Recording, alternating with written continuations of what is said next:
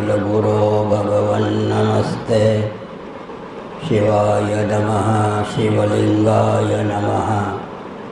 तन्मे मनः शिवसंकल्पमस्तु सर्वे भवन्तु सुखिनः। नामापिते च मधुरं मधुरं स्वरूपं कर्मापिते च मधुरं मधुरा स्मृतिश्च। बुद्धिं प्रबोधय प्रभो मधुबोधशक्तिं विद्यां प्रयच्छ परमां परिभावयामि। कोमलं कूजयन् वेणुं श्यामलोऽयं कुमारकः वेदवेद्यं परं ब्रह्म भासतां हृदये मम। कूजन्तं राम रामेति मधुरं मधुराक्षरम् आरुह्य कविता शाखां वन्दे वाल्मीकिकोकिलं। निगमकल्पतरोर्गलितं फलं शुकमुखादमृतद्रवसंयुतं पिबत भागवतं रसमालयं मुहुरहो रसिका भुवि भावुकाः। तृणादपि सुनीचेन तरोरपि सहिष्णुना अमानिना मानदेन कीर्तनीयः सदा हरिः। नारायणाखिलगुरो भगवन्नमस्ते शिवाय नमः शिवलिंगाय नमः। तन्मे मनः शिवसंकल्पमस्तु सर्वे भवन्तु सुखिनः। श्रीराम जय राम जय जय राम।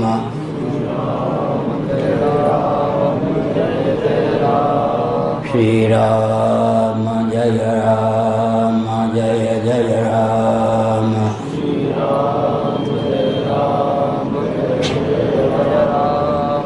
धर्म के अधर्म का प्राणियों में विश्व का गौ माता की गोहत्या भारत सर्वभूत हृदय धर्म सम्राट श्री स्वामी करपात्री जी महाराज की, श्री जगन्नाथ महाप्रभु की, श्री बलभद्र महाप्रभु की, भगवती सुभद्रा देवी की।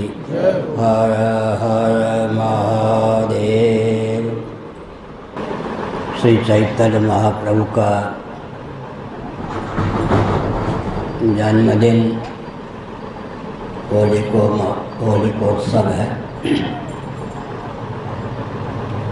श्री चैतन्य महाप्रभु ने श्रीधरी टीका को ही प्रमाण माना। श्रीधर स्वामी ने श्रीमद्भागवत पर भाष्य लिखा। वे ऋग्वेदीय पूर्वान्याय गोवर्धन मठ पुरी पीठ के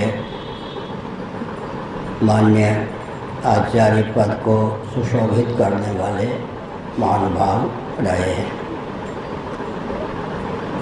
श्रीधरी टीका जो श्रीमद्भागवत पर है, गोवर्धन मठ पुरी पीठ के आचार्य की देन है। इस तथ्य को हृदयंगम करने की आवश्यकता है। श्री चैतन्य महाप्रभु ने श्री वल्लभाचार्य को स्पष्ट कहा था, श्रीधरी टीका के माध्यम से ही श्रीमद्भागवत का बाह्याभ्यंतर रस रहस्य अभिव्यक्त हो सकता है। जो श्रीधरी को नहीं मानता उसे श्रीमद्भागवत का तात्पर्य भी प्राप्त हो सर्वथा असंभव। इस दृष्टि से आज भी गौरीश्वर संप्रदाय के महानुभाव श्रीमद्भागवत पर जो श्रीधर स्वामी की टीका है उसके प्रति आस्थान्वित है। यहाँ भगवान के अवतार के प्रयोजन का वर्णन किया गया। वेदांत वेद्य आत्म तत्व दुरावगम है। इसका अर्थ है कि आत्म तत्व शब्द की पकड़ से अतीत है, निर्गुण है, निराकार है। ऐसी स्थिति में विधि गर्भित निषेध मुख से और निषेध गर्भित विधि मुख से ही उपनिषदों ने वेदांत वेद्य आत्म तत्व का प्रतिपादन किया है। श्रुतियाँ उस आत्म तत्व को दुर्वगम कहती हैं, लेकिन हे प्रभु, आप जब श्री रामकृष्ण आदि रूपों में अवतीर्ण होते हैं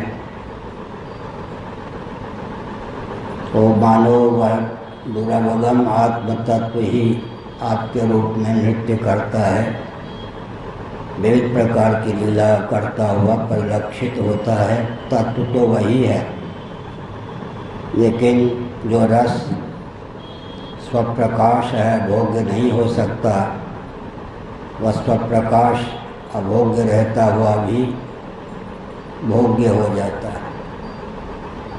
अबाध्य होता हुआ जो अपरोक्ष हो वह सत है, अवेद्य होता हुआ जो अपरोक्ष हो वह चित्त है, अभोग्य होता हुआ जो अपरोक्ष हो वह आनंद है, सर्वाधिष्ठान होता हुआ जो अपरोक्ष हो वह अद्वय है। एक बार गुरु गोविंद और ग्रंथ की कृपा से हमने इस तथ्य को उद्भाषित किया था आनंद वृंदावन में।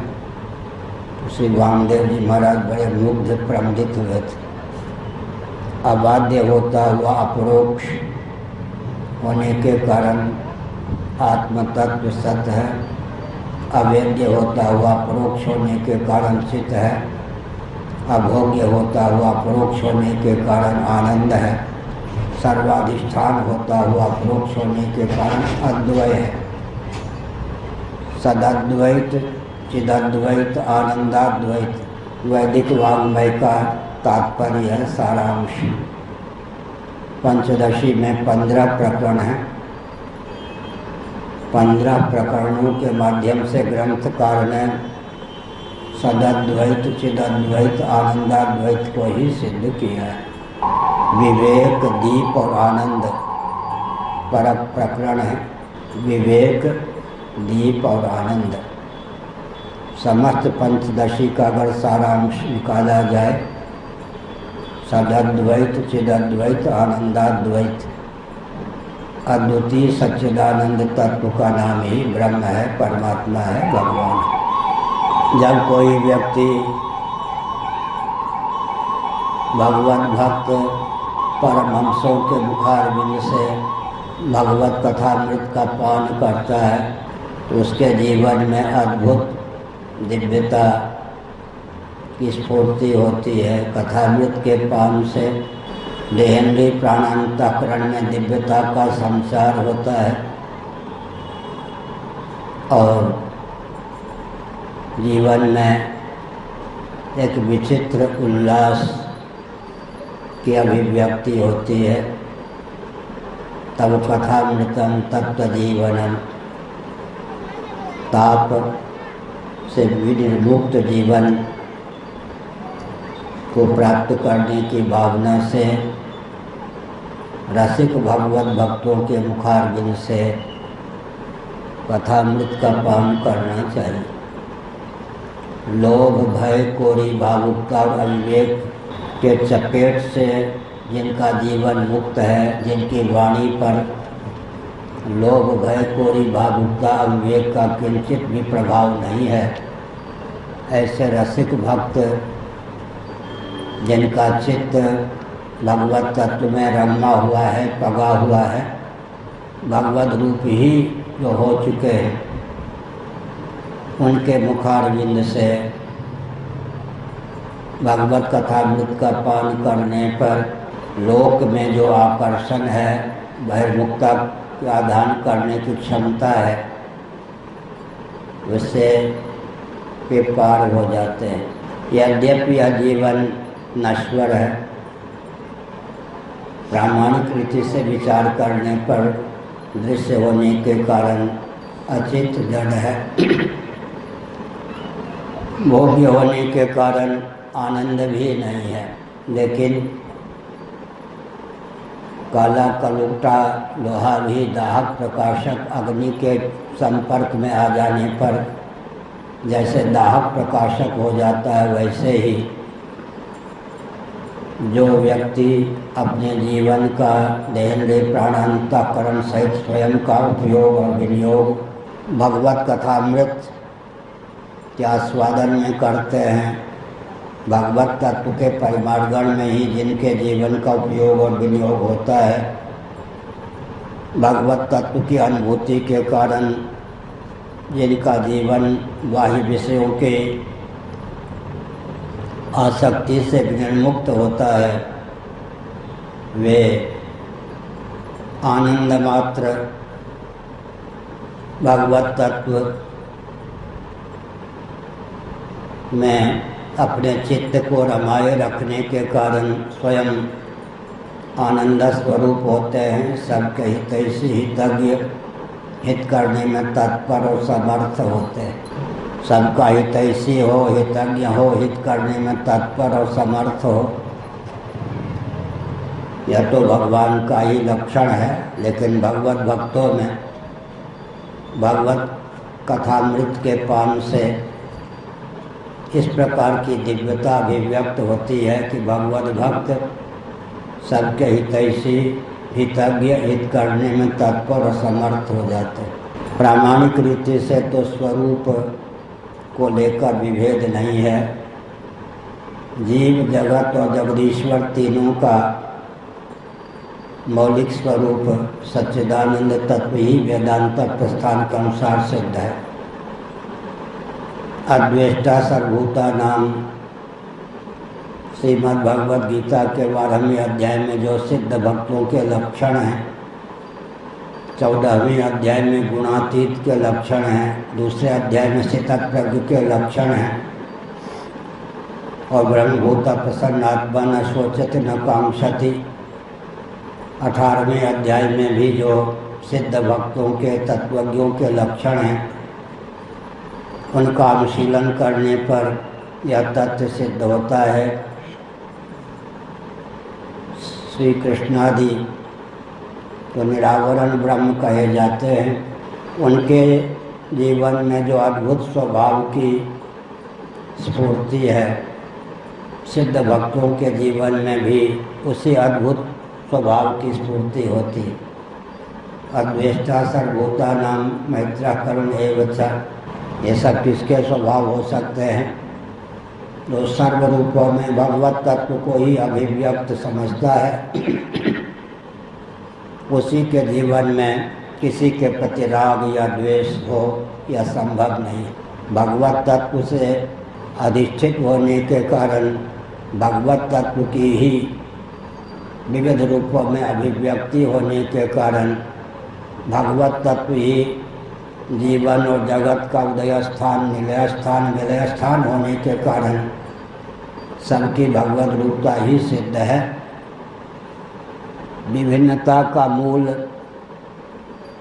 जीवों के शुभाशुभ कर्म को मानना चाहिए। शुभाशुभ कर्म को द्वार बनाकर भगवान सृष्टि की संरचना करते हैं, आकाशादि भूतों की और स्थावर जंगम प्राणियों की रचना करते हैं। लेकिन भगवान को यह सोचना होता है, यद्यपि मैं पंचभूतों का, स्थावर जंगम प्राणियों का निमित्त और उपादान कारण दोनों ही सिद्ध हूँ, तथापि जीवों के शुभाशुभ कर्म को द्वार बनाकर ही मैं जगत के रूप में, जीवों के रूप में अभिव्यक्त होता हूँ।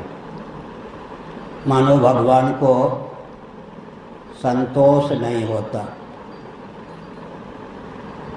मैं ही निमित्त और मैं ही उपादान, लेकिन बीच में जीवों के शुभाशुभ कर्म को द्वार बनाना पड़ता है।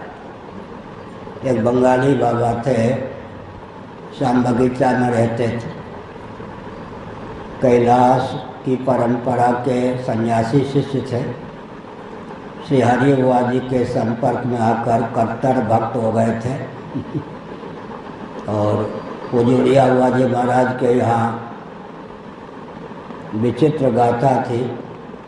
पूज्यपाद स्वामी अखंडानंद सरस्वती जी महाभाग भी उनके यहाँ विवेक और वैराग्य पर बिल्कुल नहीं बोल सकते थे, मानो प्रतिबंधित थे। ये सब हमने देखा।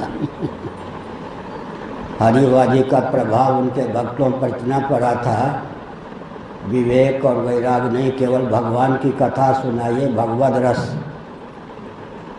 एक बहुत विचित्र बात है, तो हमको कई बार संघर्ष करना पड़ा। हम तो ग्रंथों के आधार पर कथा कहते थे, बहुत प्रतिक्रिया होती थी, लेकिन विचार करने की बात है कि जीवन में भक्ति भी हो, विरक्ति भी हो, भगवत प्रबोध भी हो, तब जीवन दिशाहीन होने से बचता है। तो हमने संकेत किया, क्या संकेत किया कि भगवान विविध रूपों में अवतीर्ण होते हैं। अवतार का प्रयोजन यहाँ यही बताया गया, जो निर्विशेष आत्म तत्व है उसका अधिगम, उसमें मन का सन्निवेश बहुत कठिन है, लेकिन भगवान अवतार लेकर अपने रूप, नाम, लीला, धाम के माध्यम से उस प्रकार की चमत्कृति अभिव्यक्त करते हैं कि भावुक भक्त उनके नाम, रूप, उनकी लीला, उनके धाम का आलंबन लेकर अपना जीवन इतना दिव्य बना लेते हैं कि दुर्लभ, दुर्गम, निर्गुण, निर्विशेष आत्म तत्व के विज्ञान को भी आत्मसात करने योग्य उनके जीवन में बल और वेग प्राप्त होता है। यहाँ कहा गया आत्मा सुहृद प्रिय, ये सब जो आत्मा के दिव्य लक्षण हैं। आत्मा का अर्थ ही होता है पर प्रेमास्पद, आत्म तत्व सबका सुहृद है। लेकिन जो अपने जीवन का उपयोग और विनियोग तदर्थ करते हैं, तदर्थे खिल चेष्टितम, भगवत तत्व की अभिव्यक्ति प्राप्ति के लिए ही जो देहेंद्रीय प्राणांतकरण सहित अपना उपयोग और विनियोग करते हैं, उनका जीवन उसी प्रकार भगवानमय हो जाता है जिस प्रकार काला कलूटा लोहा भी दाहक प्रकाशक अग्नि के संपर्क में आकर दाहक प्रकाशक हो जाता है।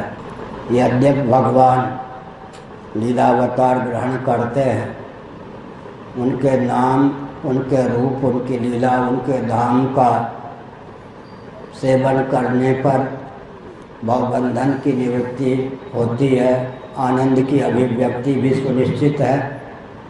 लेकिन नगत रमंत्य हो असदुपासन आत्महनो यदनुशया भ्रमण तीव्र भये कुशरीर भीता, जो भाग्यहीन हैं, भगवत कथामृत का सेवन नहीं करते, अनात्म वस्तुओं में रचे पचे रहते हैं, विषयों की दासता पालकर इंद्रियाराम रहते हैं, वे भगवान की उपासना से विमुख होने के कारण मानो आत्महत्यारे बन जाते हैं।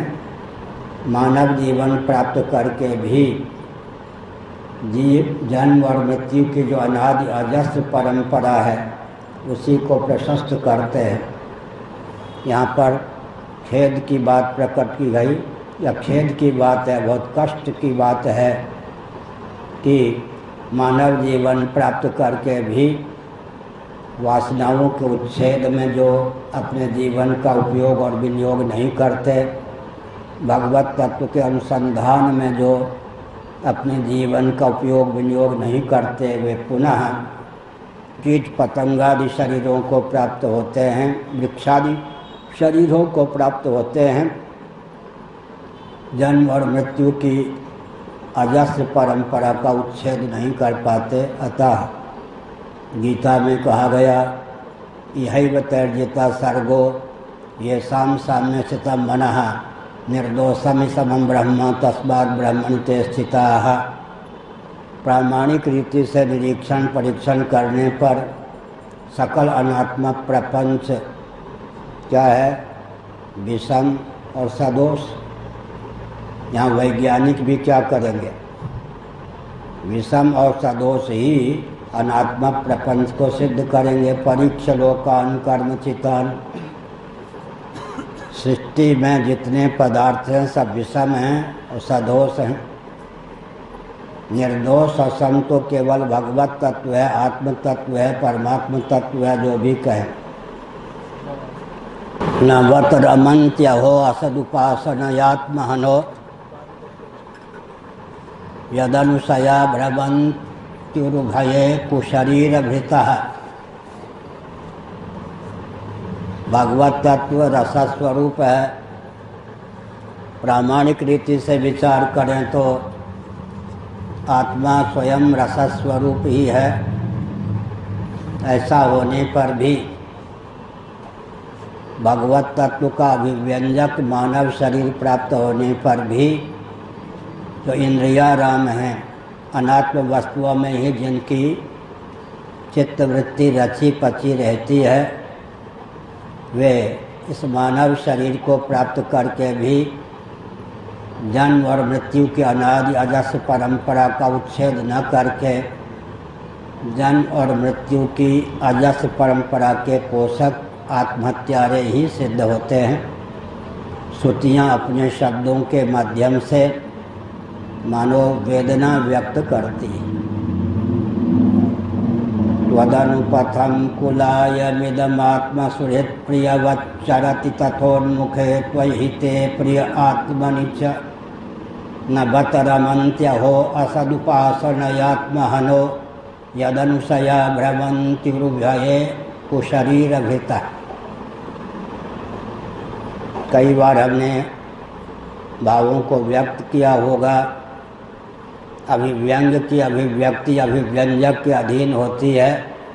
अभिव्यंजक के तारतम्य से अभिव्यंग की अभिव्यक्ति में तारतम्य होता है। विद्युत की अभिव्यक्ति बल्ब और बादल के अधीन होती है। बल्ब और बादल के तारतम्य से विद्युत की अभिव्यक्ति में तारतम्य होता है। हमारा जो यह स्थूल शरीर है, सूक्ष्म शरीर लिंग शरीर का अभिव्यंजक संस्थान है। सूक्ष्म शरीर कारण शरीर का अभिव्यंजक संस्थान है। कारण शरीर जीव का अभिव्यंजक संस्थान है। जीव जगदीश्वर का अभिव्यंजक संस्थान है और जगदीश्वर लक्ष्यार्थभूत सच्चिदानंद स्वरूप ब्रह्म तत्व का अभिव्यंजक संस्थान है। यह जो मनुष्य शरीर हमको प्राप्त है, इसमें दिव्यता यह है कि इसके बाह्य भाग में पंच ज्ञानेंद्रियों को, पंच कर्मेंद्रियों को व्यक्त करने के संस्थान सन्निहित हैं। अभ्यंतर भाग में अंतःकरण और प्राणों को अभिव्यक्त करने के संस्थान सन्निहित हैं। समग्र लिंग शरीर या सूक्ष्म शरीर जो कि ज्ञानेंद्रिय, कर्मेंद्रिय, अंतःकरण और प्राणों का संवेद स्वरूप है, उसकी अभिव्यक्ति स्थूल शरीर के माध्यम से होती है। और सूक्ष्म शरीर जिसको लिंग शरीर कहते हैं, वह भी आत्म तत्व का अभिव्यंजक संस्थान है। जानाति इच्छति करोति एक नियम है। विज्ञानमय कोश के द्वारा ज्ञान की अभिव्यक्ति होती है। मनोमय कोश के द्वारा इच्छा की अभिव्यक्ति होती है। प्राणमय कोश के द्वारा कर्म की अभिव्यक्ति होती है। जानाति इच्छति करोति। सूक्ष्म शरीर का 3 विभाग है। ज्ञान की प्रधानता से विज्ञानमय कोश, इच्छा की प्रधानता से मनोमय कोश, कर्म की प्रधानता से प्राणमय कोश। परास्य शक्तिर्विविधैव श्रूयते स्वाभाविकी ज्ञानवलक क्रिया च। श्वेताश्वतर उपनिषद। स्वाभाविकी ज्ञानवलक क्रिया च। ज्ञान शक्ति, इच्छा शक्ति, क्रिया शक्ति से समन्वित हमारा जीवन है। साधिष्ठान साभास बुद्धि का नाम विज्ञान है। विवक्षावसात पंच ज्ञानेंद्रियों का सन्निवेश भी बुद्धि में कर लेते हैं। साधिष्ठान साभास बुद्धि का नाम विज्ञान है। साधिष्ठान साभास बुद्धि। फिर मनोमय कोश मन की प्रधानता से है, ज्ञानेंद्रियों का उसमें सन्निवेश कर दिया जाता है, इच्छा शक्ति प्रधान है। प्राणमय कोश प्राण की प्रधानता से है, पंच कर्मेंद्रियों का उसमें सन्निवेश हो जाता है, क्रिया शक्ति प्रधान। तो हमारे आपके जीवन में ज्ञान शक्ति, इच्छा शक्ति, क्रिया शक्ति तीनों सन्निहित है। इसलिए सूक्ष्म शरीर का अद्भुत महत्व है। जिस सूक्ष्म शरीर का अद्भुत महत्व है उसकी अभिव्यक्ति स्थूल शरीर के द्वारा होती है। आत्मा सच्चिदानंद स्वरूप है। सत की प्रधानता से अन्नमय, प्राणमय, मनोमय कोश का चित्रण किया गया है। चित्त की प्रधानता से विज्ञानमय कोश, आनंद की प्रधानता से फलात्मक, बीजात्मक, आनंदमय कोश का निरूपण किया गया है। यह शब्द मेरा दिया हुआ है, फलात्मक, बीजात्मक। जब प्रिय मोद और प्रमोद के रूप में आनंद उल्लसित हो जागर और स्वप्न दशा में, तब उसको फलात्मक आनंदमय कोश कहते हैं। गाढ़ी नींद सुषुप्ति में बीजात्मक आनंदमय कोश रहता है। गाढ़ी नींद में दुख का भाव ही नहीं, आनंद का सद्भाव भी है।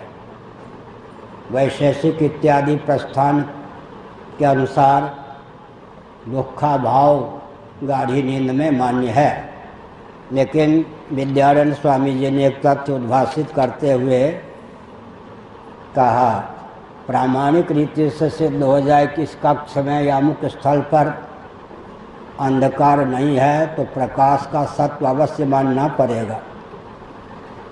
कदाचित प्रकाश का अस्तित्व ही न होता, सत्व ही न होता तो अंधकार का निवारण कैसे होता। अंधकार का न होना डंके की चोट से प्रकाश का होना सिद्ध करता है। जब यह सार्वभौम तथ्य है कि गाढ़ी नींद में दुख की पहुँच नहीं है, दैहिक, दैविक, भौतिक त्रिविध तापों में या त्रिविध ताप में किसी भी ताप की पहुँच गाढ़ी नींद में नहीं है, तो मानना होगा कि आनंद अवश्य है। मांडूक्य उपनिषद के अनुसार एक अद्भुत तथ्य उद्भाषित होता है कि हम गाढ़ी नींद में आनंद भुक होते हैं। जागर दशा में स्थूल भुक, स्वप्नावस्था में प्रविव्यक्त भुक, भुक माने भोक्ता है, और गाढ़ी नींद में आनंद भुक, साक्षात आनंद ही हमारा भोग्य होता है। इसलिए विद्यारण्य स्वामी जी ने भौतिकवाद पर पानी फेरते हुए एक अद्भुत तथ्य उद्भाषित किया। यदि विषय जन्य आनंद ही सर्वोत्कृष्ट होता, विषय जन्य आनंद ही व्यक्ति को कृतार्थ करने में, निहाल करने में पर्याप्त होता, तो जिसके जीवन में विषय जन्य प्रिय ही नहीं, मोद ही नहीं, अपितु प्रमोद उच्छलित है, वह प्रमोद को भुलाकर गाढ़ी नींद का पक्षधर क्यों होता है। हम वैज्ञानिक धरातल पर जब बोलते हैं तो कहते हैं कम्युनिज्म में क्या दमखम है कि वो विश्व पर शासन कर सके, विश्व की आस्था का केंद्र बन सके। जो कम्युनिस्ट होते हैं कम्युनिज्म के पक्षधर होते हैं, जिनके मत को, सिद्धांत को, जिनके तंत्र को, जिनकी मान्यता को गाढ़ी नींद का वेग ही टिकने न दे, उनमें विश्व पर शासन करने की कहाँ क्षमता है। उनका तंत्र, उनका वाद, उनका मत, उनका सिद्धांत अपनाने से किसी का लाभ कैसे हो सकता है। उदाहरण, चेतना विशिष्ट शरीर को ही भौतिकवादी और भौतिकता की धारा में बहने वाले कम्युनिज्म के पक्षधर आत्मा मानते हैं, लेकिन गाढ़ी नींद का वेग जब प्राप्त होता है तो चेतना विशिष्ट शरीर को भुलाकर सोने की व्यवस्था होती है, भावना भी उदित होती है। कालक्रम से जिसका वियोग हो जाए और जिसके वियोग की प्रतीक्षा हो, जिसका वियोग अभिलषित हो, वह आत्मा हो, यह संभव ही नहीं है। कालक्रम से जिसका वियोग हो जाए और जिसके वियोग की भावना का उद्रेक हो, स्थूल शरीर भले ही बना रहे, लेकिन गाढ़ी नींद की जब आवश्यकता होती है, गाढ़ी नींद का जब वेग प्राप्त होता है, इसको भी भुलाकर सोना चाहते हैं। सुषुप्ति में अभानात्मक वियोग गाढ़ी नींद का होता है। अभानात्मक वियोग भी हमने शब्द की रचना करके गढ़ दिया। अभानात्मक वियोग शास्त्र सम्मत शब्द है। अभानात्मक वियोग के पक्षधर तो हम होते ही हैं। गाढ़ी नींद का वेग ही हमारे जीवन में जितना त्याग का बल और वेग भर देता है, कदाचित उसका अनुसंधान करके उसकी अनुस्मृति का समादर करें तो हम सिद्धों के सिद्ध हो जाएं। बाह्य वैभव सगे संबंधियों की तो बात कौन कहे, स्थूल शरीर को भी भुलाकर सोने की भावना का उदय होता है या नहीं। कर्मेंद्रियों को, ज्ञानेंद्रियों को, अंतःकरण को, यहाँ तक कि प्राण बहुत प्यारा होता है, प्राण पवन को भी भुलाकर सोने की भावना होती है। यहाँ तक कि आनंद के रसिक जितने लंपट हैं विषयी, उनको प्रिय ही नहीं, मोद ही नहीं, प्रमोद भी सुलभ हो, वे उस प्रमोद को भी, विषयजन्य प्रचुर आनंद को भी भुलाकर सोवे नहीं तो पागल हो जाएं। कैमुतिका न्याय से तैत्रीय उपनिषद के अनुसार मैं एक तथ्य उद्भाषित करता हूँ। मर्त्य लोक में कदाचित किसी ऐसे चक्रवर्ती नरेंद्र की कल्पना कीजिए, आजकल कल्पना ही कर सकते हैं, सप्तद्वीपा मेदिनी का एक छत्र सम्राट हो, हृष्ट पुष्ट संयत सुंदर युवावस्थापन्न हो, मर्त्य लोक का निष्कंटक वैभव भोग्य के रूप में प्राप्त हो, भोग भोगने की क्षमता भी जिसके जीवन में पर्याप्त हो, उसे जो आनंद प्राप्त होता है या हो सकता है, उसका नाम मानुषानंद है। मानुषानंद की अपेक्षा प्रतिक्षण व्यवहार दशा में 1000 परार्ध गुण अधिक आनंद ब्रह्मा जी को प्राप्त होता है। एक लिखने पर 17 शून्य, एक के बाद 1 0 0 0 0, एक लिखने के बाद दाईं ओर शून्य बढ़ाते चलें 17, तब जो संख्या होती है उसका संस्कृत में नाम है परार्ध। 20 शून्य लिखने पर जो संख्या होती है उसका नाम है सहस्र परार्ध। मर्त्य लोक में संभावित सर्वाधिक आनंद की अपेक्षा 1000 परार्ध गुण अधिक आनंद प्रतिक्षण ब्रह्मा जी को व्यवहार दशा में प्राप्त होता है। बुरा न मानो, होली है, बुरा मानने की बात भी नहीं है, अच्छा ही मानो होली है। आज जो ब्रह्मा जी के पद पर प्रतिष्ठित हैं कौन थे जी? बृहदारण्यक उपनिषद। आज जो ब्रह्मा जी के पद पर प्रतिष्ठित हैं कौन थे? कभी मर्त्य लोक में, बृहद भारत में, मानसिक कर्मों में अधिकृत मनुष्य थे, हमारी आपकी तरह। अश्वमेध याग का सर्वाधिक महत्व क्यों है? उस याग का महत्व अधिक होता है जिसका देवता जितना उत्कृष्ट होता है। अश्वमेध याग का सर्वाधिक महत्व क्यों है? उसका देवता प्रजापति, प्रजापति देवताओं में सर्वोत्कृष्ट हैं ब्रह्मा।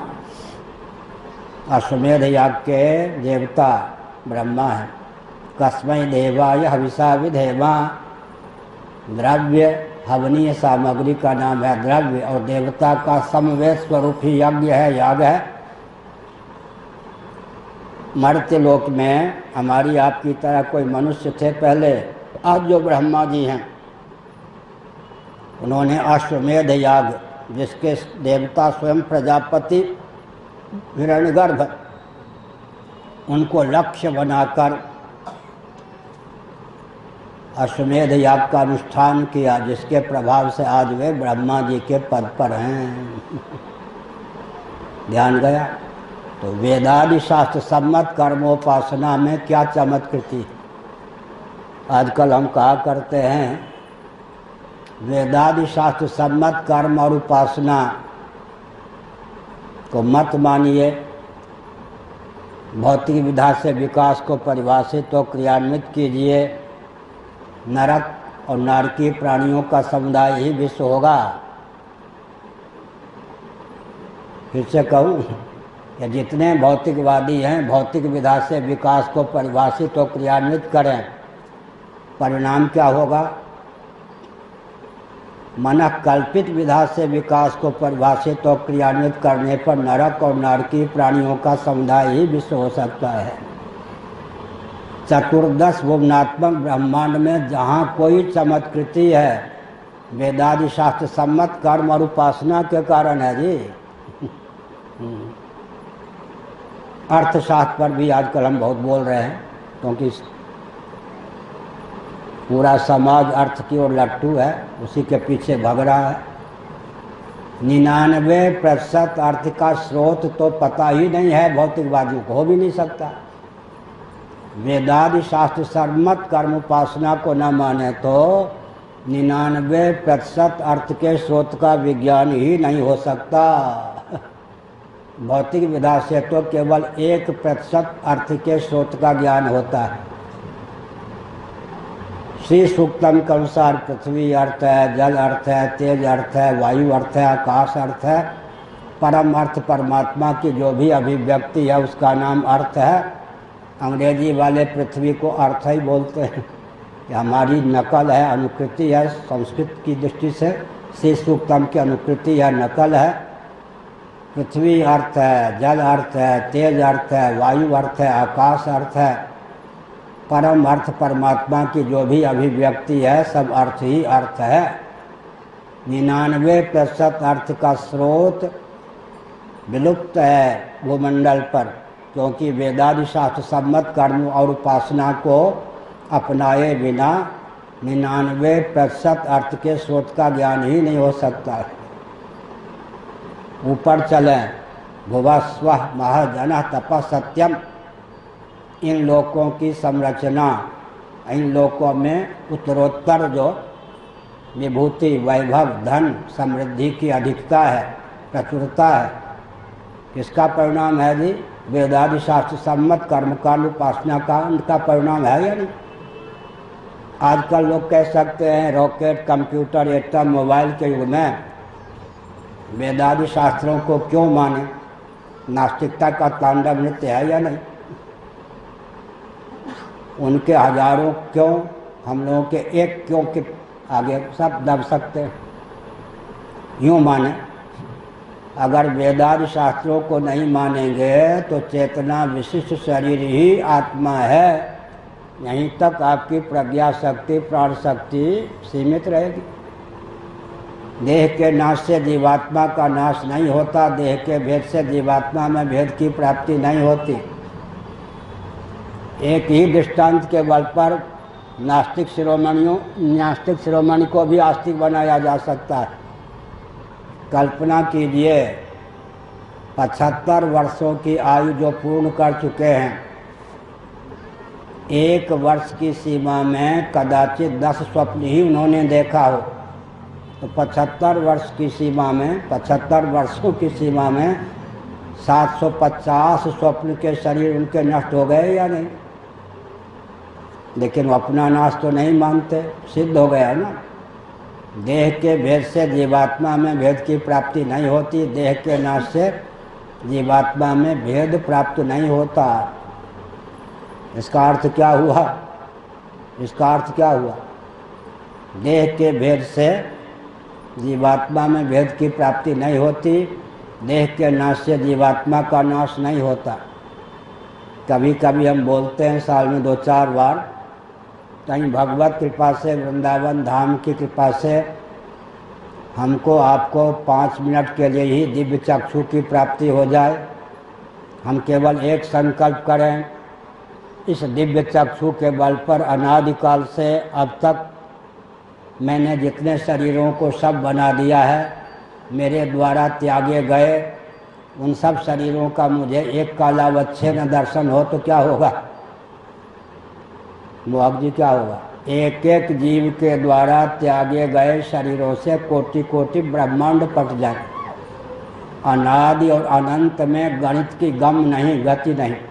गणित की परिभाषा क्या करेंगे मोहक जी?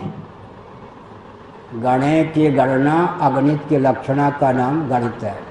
हमने गणित की परिभाषा दी है, गणे गणना योग्य, गणे की गणना अगणित की लक्षणा का नाम गणित है।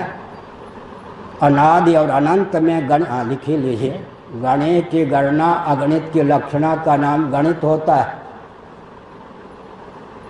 इसका मतलब अनादि और अनंत में गणित की गति नहीं होती। अनादि और अनंत में गणित की गति नहीं होती। ईश्वर के कार्यालय में भी कोई लेखा जोखा नहीं है। गणेय की गणना और अगणित की लक्षणा का नाम गणित है। गणे की गणना, गणे माने गणना योग, काउंटिंग का विषय। गणे की गणना और अगणित की लक्षणा का नाम गणित है। ईश्वर के कार्यालय में भी लेखा जोखा नहीं है कि अनादिकाल से अब तक एक एक जीव ने कितने शरीरों को सब बना दिया। कदाचित हमको दिव्य चक्षु प्राप्त हो कि अनादिकाल से अब तक मैंने जितने शरीरों को सब बनाया है, मेरे द्वारा त्यागे गए उन शरीरों का मुझे दर्शन प्राप्त हो। तो एक एक जीव के द्वारा त्यागे गए शरीरों से कोटि कोटि ब्रह्मांड कट जाए। यह क्रम कब तक चलेगा? यह क्रम यही वितर्जिता सर्गो ये शाम साम्य स्थितम मनः निर्दोषम समम ब्रह्म तस्माद ब्रह्मणिते स्थिताः। गीता 5वां अध्याय। यही वितर्जिता सर्गः, उनके द्वारा इस जीवन काल में भी पुनर्भव पर विजयश्री प्राप्त कर ली गई, जिनका मन सकल सदोष और विषम अनात्मक प्रपंच से कर्षित होकर उपरत होकर सम और निर्दोष ब्रह्म तत्व में सन्निहित हो गया। अर्थापत्ति प्रमाण का आलम्बन लेकर भगवान श्री कृष्ण ने दो शब्दों के द्वार से ही समग्र अनात्मक प्रपंच का वर्णन कर दिया। क्या? सदोष और विषम जो होगा उसी का नाम अनात्मा। निर्दोष असम केवल ब्रह्म ही है और कोई नहीं। निर्दोषम समम ब्रह्म। ऐसे पथ को का वरु जो जन्मे और मर जाए, वर वरु गोपाल को मेरे चूड़ियों में रह जाए।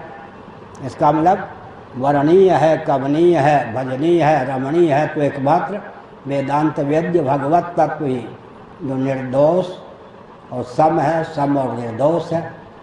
विषम के मूल में विषम नहीं हो सकता, सदोष के मूल में सदोष नहीं हो सकता। इसका मतलब मूल तत्व तो निर्दोष और सम ही हो सकता है। सकल सदोष विषम अनात्मक प्रपंच से मन को कर्षित कर निर्दोष असम भगवत तत्व में जिन्होंने सन्निहित कर दिया, उन्होंने इस जीवन में ही संभावित पुनर्भव पर विजयश्री प्राप्त कर ली।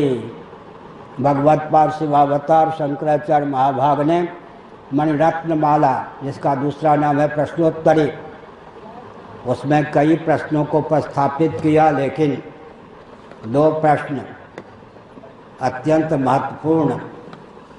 अनंत कोटि ब्रह्मांड में असंख्य प्राणी प्रतिक्षण जन्म लेते हैं। प्रामाणिक रीति से निरीक्षण परीक्षण करने पर किसका जन्म लेना सार्थक है? यस्य पुनर्न जन्म। जो पुनर्भव की योग्यता को जलाने की भावना से जन्म लेता है, या जिसने पुनर्जन्म की योग्यता को जलाने की भावना से जन्म लिया है, जीवन काल में जनान पुनर्भव की योग्यता को जलाने में समर्थ है, प्रामाणिक रीति से विचार करने पर उसी का जन्म लेना सार्थक है। बुरा न मानो होली है। मरना किनका सार्थक है? यस्य पुनर्न मृत्यु। पुनर्न मृत्यु इनका यह अंतिम संभावित मृत्यु अंतिम मृत्यु है। संभावित मृत्यु अंतिम मृत्यु है। जन्म और मृत्यु की अनादि अजस्र परंपरा का आत्यंतिक उच्छेद मानव जीवन का लक्ष्य है। जन्म और मृत्यु की अनादि अजस्र परंपरा का आत्यंतिक उच्छेद मानव जीवन का लक्ष्य है। तो यहाँ श्रुतियों ने बताया यह शरीर कुलाय, क्या मतलब? षड्धातु, षट कौशिक या स्थूल शरीर है। यह शरीर अपने आप में अन्नमय कोश, इस कोश के भी 6 कोश, मुद्गल उपनिषद, वाचस्पति भांति, कार्की टीका, इन सब के अनुसार 60 कौशिक स्थूल शरीर। अन्नमय कोश के भी 6 कोश हैं। अन्नमय कोश के अंतर्गत 6 कोश हैं, इसलिए वाचस्पति मिश्र जी ने 60 कौशिक, और हमारे यहाँ उपनिषद है उसमें भी 60 कौशिक कहा गया। मुद्गल उपनिषद आदि का अनुशीलन करें। सप्त धातुओं में 6 जो धातुएं हैं स्त्री पुरुष शरीर में समान है, इसीलिए कहा गया 60 कौशिक। हमारा आपका यह स्थूल शरीर अन्नमय कोश होने पर भी 60 कौशिक है, 60 कौशिक। और सूक्ष्म शरीर प्राणमय कोश, मनोमय कोश, विज्ञानमय कोश का संवेद स्वरूप है। कोश माने, हमने आनंद वृंदावन में कहा था, कोश की परिभाषा क्या होगी?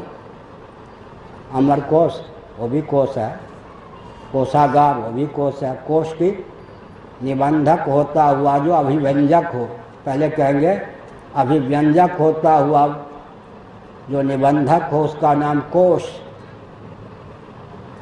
तत्र सत्वम निर्मलत्वात् प्रकाशकमनामयम् सुख संगेन बधनाति ज्ञान संगेन चानघ। सत्वगुण माने मलिन सत्वगुण का यहाँ पर वर्णन है।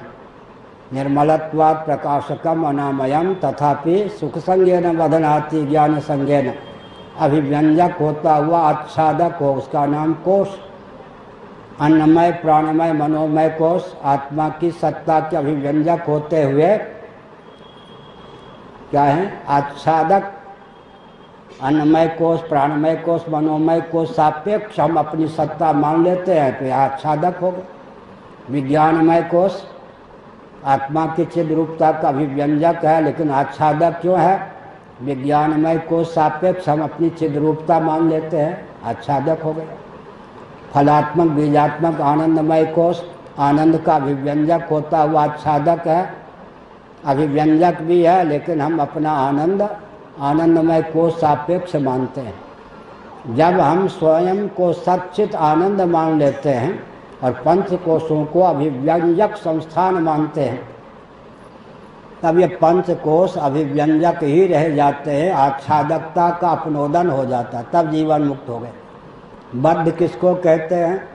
जिसके जीवन में ये पंच कोश अभिव्यंजक होते हुए आच्छादक हो, निबंधक हो, वो बद्ध है। जिसके जीवन में ये पंच कोश अभिव्यंजक तो रह जाए, आच्छादकता इनकी विगलित हो जाए, वो मुक्त हो गए। तो अब तक के प्रवचन का सार क्या हुआ?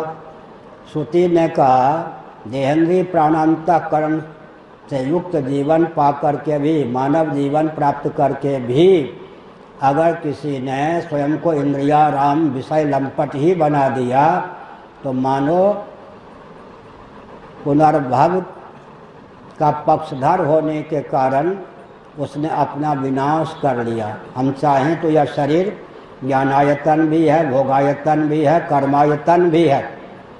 इस शरीर एक विचित्र बात है, अगर मानव शरीर, मानव जीवन, हमारा आपका जीवन केवल प्रारब्ध के फलस्वरूप ही हमें प्राप्त होता, सर्वथा प्रारब्धाधीन ही होता, तो लौकिक वैदिक विधि निषेध की प्राप्ति हम मनुष्यों को नहीं होती। सेक्युलर शासन तंत्र में भी विधि निषेध की प्राप्ति पशु पक्षी पर नहीं है, मनुष्यों पर है। तो लौकिक वैदिक विधि निषेध संहिता हम मनुष्यों पर क्रियान्वित है। तो डंके की चोट से यह तथ्य सिद्ध होता है कि सार्वभौम सिद्धांत है यह कि हमारा आपका जो मनुष्य शरीर है सर्वथा प्रारब्ध के अधीन नहीं है। प्रारब्ध को नया बल नहीं होता, फल दे करके वह शांत हो जाता है। पौरुष को नया बल भी होता है। तो हम अधिक समय न लेकर आज हमने कार में बताया 4 प्रकार पर ध्यान दीजिए। 4 प्रकार प्रभु प्रेमी, प्रारब्ध और पौरुष, 4 प्रकार। प्रभु परमात्मा, प्रभु प्रेमी। बाबा कौन होगा, कौन टिकेगा? बाबा होकर शासन तंत्र और सेठों की दास्ता किसके जीवन में प्राप्त नहीं होगी? 4 प्रकार पर आस्था है तो कौन कौन? प्रभु भगवान, प्रभु प्रेमी, प्रारब्ध और पौरुष। 4 प्रकार पर अगर विश्वास है तो दिशाहीन जीवन नहीं होगा। लोभ भय कोरी भावुकता विवेक के वशीभूत नहीं होंगे।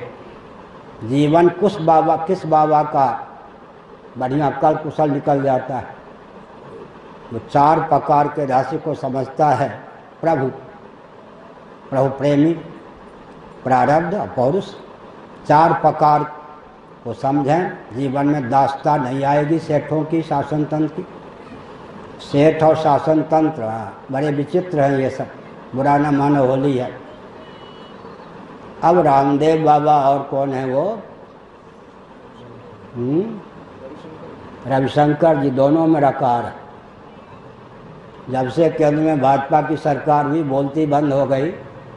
अब बन जाइए भाजपा के प्रचारक। आपको कहाँ बैठा दिया भाजपा ने? भट्टा बैठा दिया। देखिए, सरकार का प्रचारक, किसी पार्टी का प्रचारक बनने का क्या फल होता है?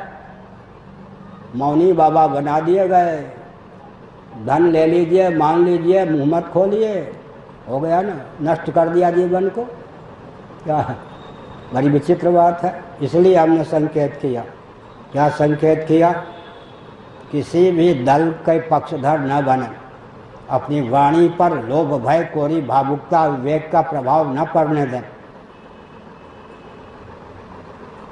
उस कथावाचक के मुखारविंद से विनिश्चित कथा का श्रवण सप्तर्षि भी करते हैं, पितर भी करते हैं, देवता भी करते हैं। जिसकी वाणी पर, जिसके एक भी शब्द पर लोभ भय कोरी भावुकता अविवेक का प्रभाव न हो। तुलसीदास जी महाभाग कथा कहते थे तो रोज हनुमान जी वृद्ध ब्राह्मण का रूप धारण करके सुनने आते थे या नहीं? महाभारत की बात कहता हूँ, प्रवचन को विराम देता हूँ। अब सूर्यास्त हो रहा है। गंधमादन पर्वत पर कदली वन में श्री हनुमान जी इस समय होंगे। यहाँ भी है। प्रकाशक व्यूह कायव्यूह कहते हैं। यत्र यत्र रघुनाथ कीर्तनम तत्र तत्र कृतमस्तकांजलिम वाष्पवारी परिपूर्ण लोचनम मारुतिम भजत नमत राक्षसांतकम। एक कालावच्छेदेन अपनी जगह रहते हुए ही सर्वज्ञता हो गई। नहीं तो कायव्यूह प्रकाशव्यूह, जहाँ जहाँ भगवान रामभद्र का यशोगान होता है वहाँ वहाँ अदृष्ट गोचर होकर के भी वे कथामृत का पान करते हैं, सेवन करते हैं। लेकिन सायंकाल गंधमादन पर्वत पर कदली वन में महाभारत गंधर्व रामलीला करके दिखाते हैं। और श्री हनुमान जी बड़े चाव भाव से भगवान रामभद्र की लीला का आस्वादन करते हैं।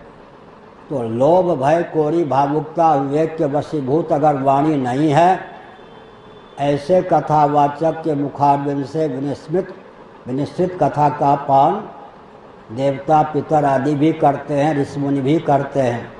हमने संकेत किया इस रॉकेट, कंप्यूटर, एटम, मोबाइल के युग में भी वेदादि शास्त्रों की क्या उपयोगिता है? इनको न माने तो क्या आपत्ति है? भागवत पर शिवावतार शंकराचार्य महाभाग ने बृहदारण्यक उपनिषद के भाष्य में एक अनुपम तथ्य उद्भाषित करते हुए कहा, वेदादि शास्त्रों को मत मानिए। देह के नाश से जीवात्मा का नाश नहीं होता। देह के भेद से जीवात्मा में भेद की प्राप्ति नहीं होती। इस निष्कर्ष पर नहीं पहुंच सकेंगे। देहात्मवादी ही बने रहेंगे। और भौतिकवादियों को कितने शाप प्राप्त हैं अवधेश नारायण जी भौतिकवादियों को कितने शाप प्राप्त हैं। पहला शाप क्या प्राप्त है?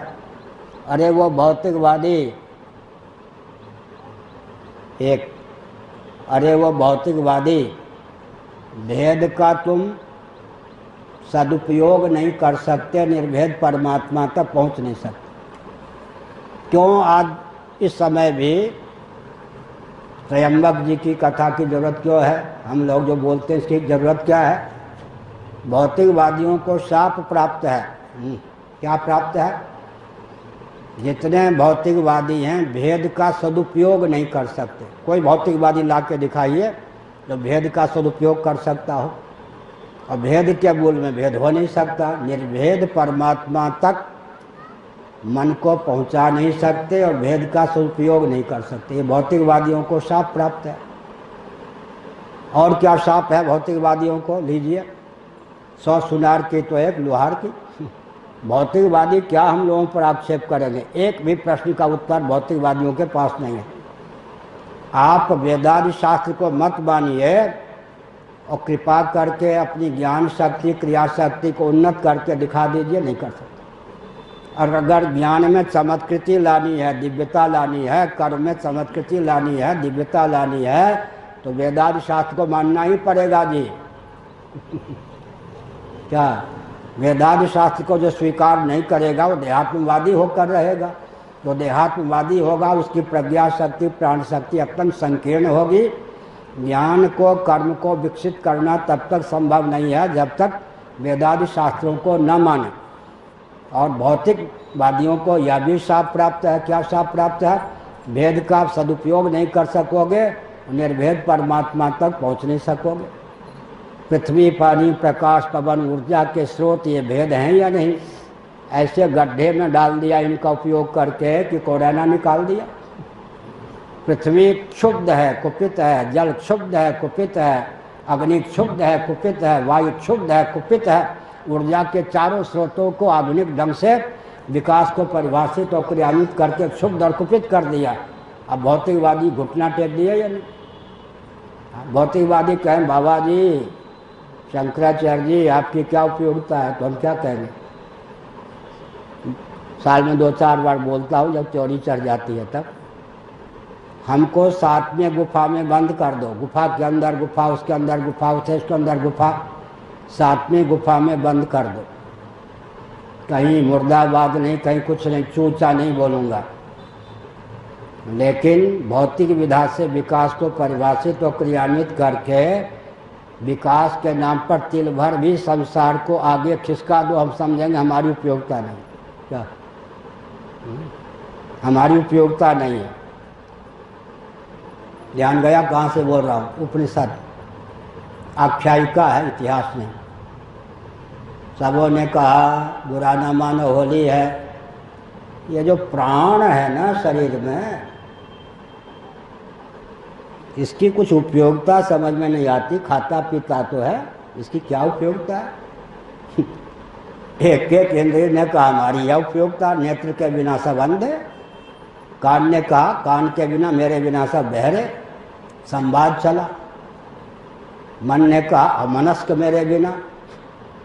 मन बुद्धि चित्त अहंकार ने, कर्मेंद्रियों ने, ज्ञानेंद्रियों ने अपने अपने महत्व को ख्यापित किया। आपस में बैठकर नहीं रहा गया। प्राणदेव बुरा न मानिए होली है। हमारी उपयोगिता तो यह है, आपकी क्या उपयोगिता है?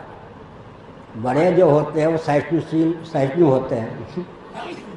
पुलिसकर्मी जो छोटा होगा तो डंडा लेकर और गाली से ही बोलेगा। यूँ पुलिस इंस्पेक्टर होगा और एसपी होगा, डीजी होगा, फिर रक्षा मंत्री, सेनाध्यक्ष होगा, रक्षा मंत्री होगा। बड़े तो बड़े होते हैं। बात बात में चोरी चढ़ जाए, डंडा चल जाए तो हीनता का परिचय है या नहीं? प्राण कुपित नहीं हुए। उन्होंने कहा ठीक है, 1-1 साल के लिए आप इस शरीर को छोड़ के चले जाइए। आपको अपनी उपयोगिता का ज्ञान हो जाएगा। हम भी समझते ही हैं और समझ लेंगे। आँख चली गई, जैसे अंधे काम करते हैं ऐसे।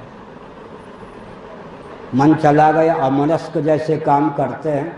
अंत में सबने कहा हमें अपनी उपयोगिता का ज्ञान हो गया। आंशिक उपयोगिता स्थूलाय शरीर के संपादन में है।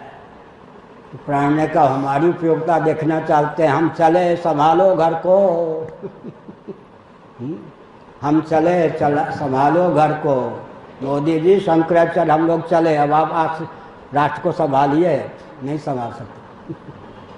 सबने कहा अरे आपके बिना तो हम शरीर में रह ही नहीं सकते। हमारा क्या, हमारी शरीर में विद्यमानता का रहस्य आप ही हैं, उपयोगिता का रहस्य आप ही हैं।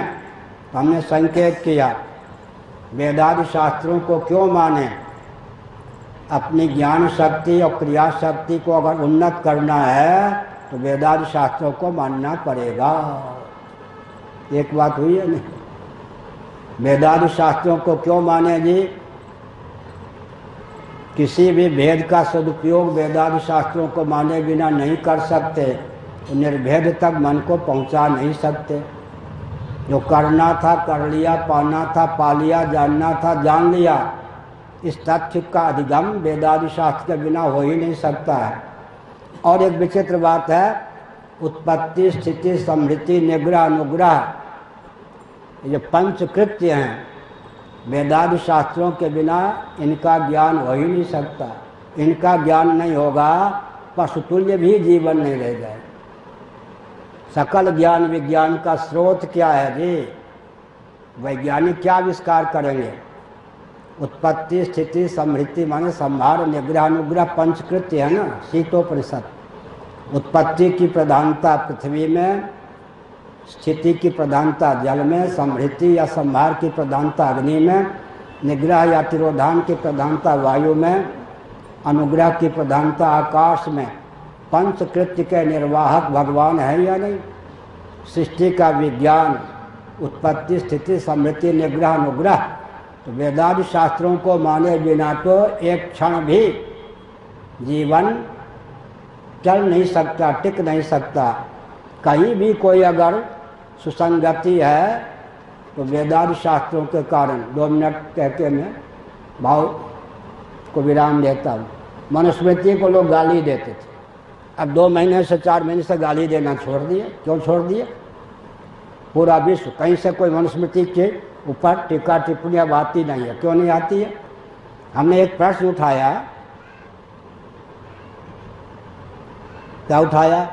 शिवाजी के शासन की प्रशंसा कर लो, चंद्रगुप्त मौर्य के शासन की प्रशंसा कर लो, विक्रमादित्य के शासन की प्रशंसा कर लो, युधिष्ठिर जी के शासन की प्रशंसा कर लो, रामभद्र जी के शासन की प्रशंसा कर लो, रघु दिलीप नहुस इत्यादि के शासन की प्रशंसा कर लो। शासन और शासक की प्रशंसा करते हैं। जिनके शासन और जिन जिन शासकों की प्रशंसा करते हैं, किस संविधान को क्रियान्वित करने के कारण, वो तो बोलो तुलसी प्रेमलाल पंजाब के लोग आ गए, तुलसी प्रेमलाल वो तो बोलो किस संविधान को क्रियान्वित करने के कारण। मनुस्मृति।